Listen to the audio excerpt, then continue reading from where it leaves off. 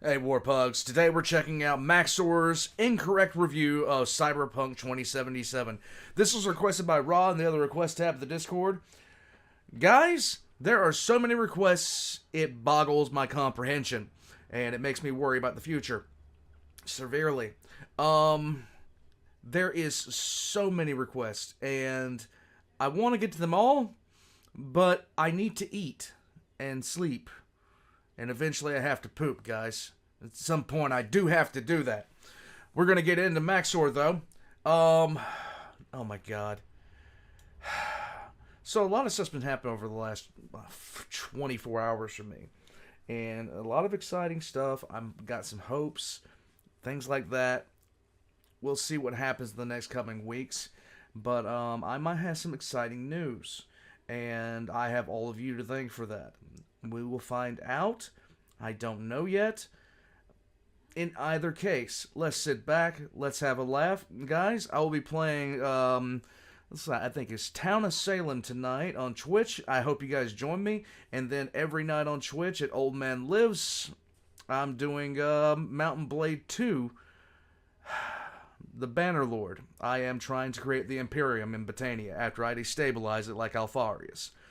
Let's go. Incorrect review of Cyberpunk 2077. Grab. Yes, flashing lights. Yes. Cyberpunk 2077 is the long-awaited sequel to Fallout 2076, and as a product represents the entire economic output of the country of Poland. In this game, you play as the Cyberpunk, Keanu Reeves' biggest fan, who creates a tulpa of Keanu Reeves that haunts him for the duration of the game. Now a team, the True and Shadow Keanu strive to eke out a living in the dangerous yet rewarding Night City, offering the very best in Californian living conditions. Together, you navigate the dark streets, glitzing high-rises, and mangled faces of this beautiful metropolis, Lovely. seeking riches and glory as proud members of Hamas. Under the yoke of crushing poverty, systematic oppression, and runaway monopolies, you stand as Night City's final bastion of defense against the shady underworld of business executives, mercenaries, ANCAPs, and every single kind of ethnicity in existence. Daring to strike back, it's up to you, and you alone, and you and Keanu Reeves, to navigate this scary world together yourself, and to get to the bottom of who the when is where, on top of the six, the near, whenever, and build this city on rock and roll. But to understand Cyberpunk 2077, you must understand the world of Night City. Okay, let's go. Night City is a dangerous place where the internet no longer exists due to nuclear viruses, Huh? forcing people to stand up and socialize for entertainment. This has far-reaching consequences on society and has resulted in a decadent morass where the poor are forced to rob you for fun. Crime is at an all-time high, advertisements are in the water, and on top of that, everybody is a cyborg with the equivalent speed of a fucking xenomorph. As a result, the city is populated by a series of stereotypical gangs that you can't join or have quests with. Come on, guys, even Todd got this right. These consist of the animals, who are buff B-rated broskies who could break my bitch of a back without busting a fucking breath. Maelstromers, who are Adeptus Mechanicus. Moxes, who are ethical cock destroyers and suited up giga prostitutes in charge of worker co-op strip clubs. The Voodoo Boys, who are pissed off radical Haitian separatists dedicated Wait a minute. strip club. The Voodoo Boys, who are pissed off radical Haitian separatists dedicated to the destruction of the white man. Tiger Claws, who are the bargain bin Yakuza. Valentinos, a generic Hispanic gang who, according to the wiki, have no goals other than seducing women. The That is, okay. 6th Street Gang, who are just groypers. And finally, the Scabs, who are Slavic vaporwave enthusiasts that specialize in kidnapping and harvesting your organs. It therefore really disappoints me when I figured out that I could only interact with these gangs about 3 times each. Their primary purpose is to be repeatedly fucked with without any consequence. I am simply fucking surprised that not even a basic faction system exists. I once did a favor for a corporate agent in the main quest, and the far-reaching consequences of my decision was that I had sex with her. That's it. Speaking of corporations, Night City is a place where corporations have run completely amok and are involved in every single level of government through lobbying, which isn't corruption because it has a different name, guys. Yes, it totally is not corruption. It's just our political system's screwed. In the world of Cyberpunk, billionaires are free to coup as many Bolivian governments as they please. Lithium isn't going to mine itself. Exploit convict slave labor to make hand soap. Make Taiwanese labor laws worse. Engage in literal wars. And also mind control the mayor. That's a quest. All hospitals and ambulances are privatized, and you can pay for the deluxe package to arm your paramedics. You paid to go to that hospital, and goddammit, you're gonna fucking get there. Ultimately, the boring setting of Cyberpunk Cyberpunk 2077 is the best aspect of the game by far. You can tell just by looking at every single crevice of the city that a poor Polish femboy slave spent hours modeling every goddamn recycle bin until his hands bled. The game really sells you on the feeling of being in a crack den and buying Xanax wrapped in a cassette tape and stapled onto a guy's face. Even the most basic side quest areas make Dark Souls 2 look like it's designed by ants. When someone tells me this game took 8 years to develop, this is why I believe them. The game runs especially well if you have a computer designed to fight God and nothing else. But as controversial as this game's performance is, it can be universally agreed that the music fucking slaps. This game is jam-packed with the most goddamn amazing copyright-free music I have ever seen. All of it sounds like the realistic, as if it is the music of the exist in the Fiber Skunk world. You got the classic metal, rock, reggae, and Grimes. Grimes is in this fucking game. This is the closest I will ever get to reaching Elon and telling him to stop killing people for lithium. I can only imagine a dude in CDPR HQ talking to a suit like, "Sir, it is imperative to the success of the game Ounce of Poland with vodka. that you allow me to create dank reggae music." But now that you're aware of the world of Hyperfuck 2077, it's time to get into the combat.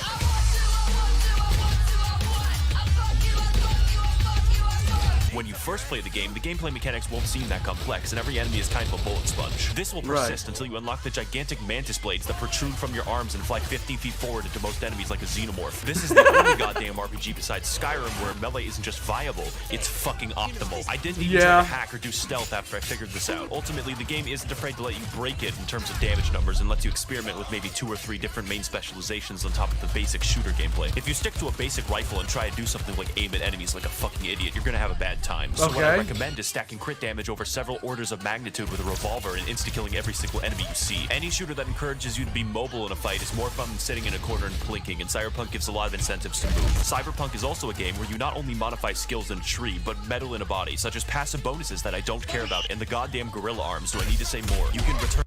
No, you don't need to say more. I'm sold. I'm sold. You can return to monkey. Although, when it comes...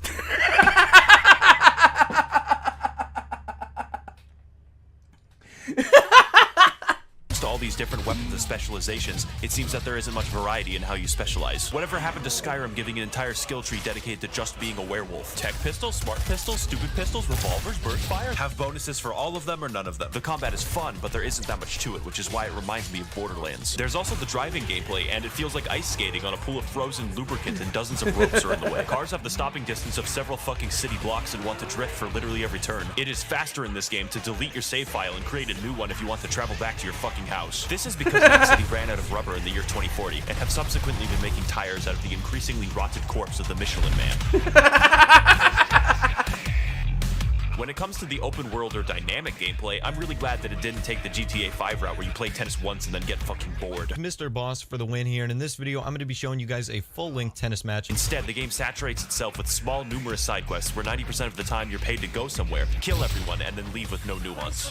The side quests are the dynamic gameplay. This isn't a game where you go hunting. My biggest issue with the entire game thus far is that the side quests are either William Shakespeare fucking masterpieces, or they have micro stories that are summarized in 2 sentences. Let's walk through a side quest. You go to drive a weird guy somewhere. He gets out of the car, goes to the store. Oh no, he actually robbed the store. Then you kill everyone. Congrats, the quest is over. No further development. Fuck you. I would trade 8 of these fucking quests to get a decent one. It's like you're playing a weird mixture between Fallout New Vegas and a Ubisoft game. The Witcher 3 had something similar, but in The Witcher 3 I was actually surprised sometimes. Let's look at the better half of this. There are side quests that are fucking 8 missions long. You learn the entire backstory for an ensemble of enterprising actors and then crucify them on live television. I can't stress enough how actually godlike the writing for these quests are. When the developers decide to write words. An impressive cop. There is a side quest in this game involving a meticulous search with a skilled detective to track down and locate a serial killer using only your wits. An underground battle for control of a strip club from the clutches of organized crime. And a complex family feud in a biker gang. Or I can play the same murder spree in a single room 16 fucking times. This game is like reading 6 dirty copies of War and Peace, and then every 20 pages you have to stare at cardboard. Imagine for a moment that you're a Militech guard in the beautiful night city. You see this weird guy running down the street wearing 14 different colors like a goddamn clown, when suddenly his arms open up like a fucking alien to reveal 2 gigantic sword-like appendages, and he leaps directly into you from 15 feet away. Your buddy goes to shoot him, but instead of fighting back, the fucker disassembles an entire rifle in front of him. And once he's done killing everyone, he sits perfectly still for 24 hours straight. That is the true open-world experience. Do you remember playing Fallout New Vegas and having so many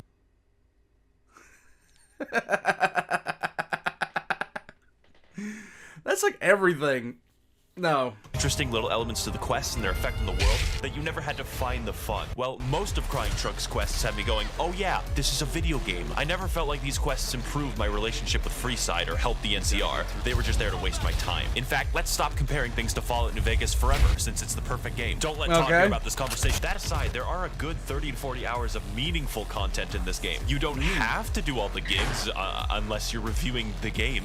Then you might just have to. Night City also suffers from an issue where all the police are in a state of quantum superposition where they are both far away and nearby at all times. Meaning, if a citizen were to commit a crime, the cops would simply quantum tunnel directly outside their cone of vision. This is because the aforementioned Michelin droughts of 2040 caused the police to give up driving entirely. There is no driving AI in the game. Nobody can drive, not even you. This is why the cops teleport, because they can't actually drive to the scene of crime, so the game pretends you don't notice, but you fucking notice. It just makes the world feel kind of dumb and not that reactive. It's not fun to commit crimes in Night fucking City. There aren't enough dynamic mechanics to make the world feel alive, which is fine, but the picosecond quests aren't filling the fucking gap, which is a shame because the world design almost does. I'm not going to forget about Little Japan's shitty alleyways filled with hollow prostitutes, Watson's red glow at night, the Badlands rotting windmills, or how in Pacifica they want me dead for killing that innocent girl in 2004. So when you're done with your first 40 hours of epic adventures, daring escapes, and thrilling car chases, the game doesn't seem to have enough to keep me playing. But let's rewind for a moment to talk about what makes those first 40 hours satisfying. Okay, let's go.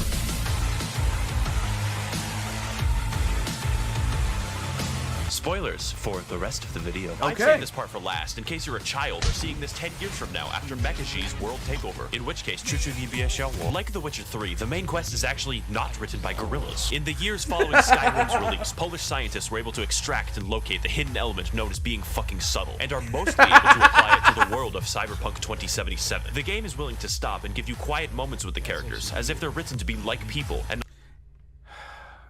not the apes that live near Ubisoft Montreal. Speaking of characters, the main quest is primarily comprised of V, the world's last schizophrenic, and Keanu Reeves, who plays as himself. And even then, he's improperly cast. Are you still rolling? It's hard to see Keanu as a super badass through his overacting voice, but that's okay because the game does everything else in its power to make sure that you think he is badass. And it works. The sections where you play as Johnny are straight up power fantasies where you use Keanu's dashing looks to invoke the mythical female orgasm. The story of Cyberpunk is one where the true and shadow Keanu begin in opposition, but through a slow web of corporate entanglements, gang warfare, and strip club participation, learn to love one another and grow as people, except only Johnny grows as a person. This is for the best, because V can look like Peter Griffin, and goddammit, I want to roleplay as Peter fucking Griffin. The game also introduces villains that I love and can understand their fuck mentality. For most villains, like Placide, you don't even think of them as villains, just people acting in their own interests, like Stalin. Cyberpunk is able to effectively frame its struggles as a story of survival, of personal interest against what is truly right, which is why I can sympathize with Johnny for causing 9/11.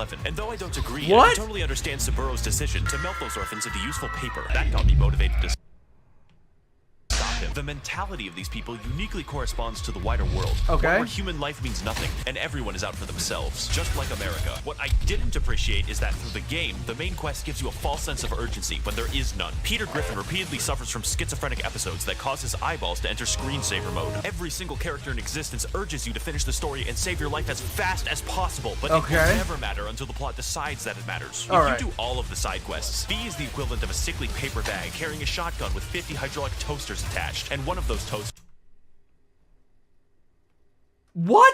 used to be a rock star before a geriatric Japanese man ate his soul. The game insists that you're weak and dying, when in reality you've killed thousands of people out the fucking hospital window, and it's jarring. Lastly, people are mad online that you can't continue after the main quest because they are wombats. And if you fuckers somehow convince CDPR to patch in a post-game, I will eat a cricket on camera. Is this game worth your money? Probably. Unless you have a PS4, in which case you've already been sent to the black pit of shale from which you will never return. I'd like to thank the monetary contributions of the oil barons and media conglomerates that fund my channel and keep it operational. If you would like to contribute your blood diamond money harvested from the recesses of African child labor, you can head to my Patreon to learn more. Thank you all for watching, and of course, Death to Arasaka, paid for.